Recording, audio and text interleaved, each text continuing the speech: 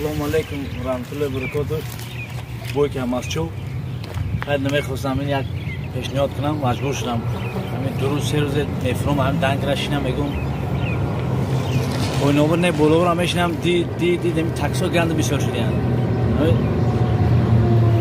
بعضش بابت میگم اصلیتی بزرگ میکنم و هم پیش لبوی بعضش لیکوش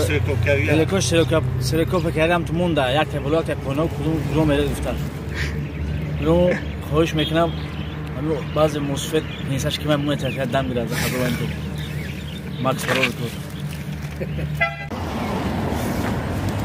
شکنه یک گفتنی هستم همین مردم ماسشو میگم مکس دوام میتن مکس استاده چند آدم من دیدم مکس خبتر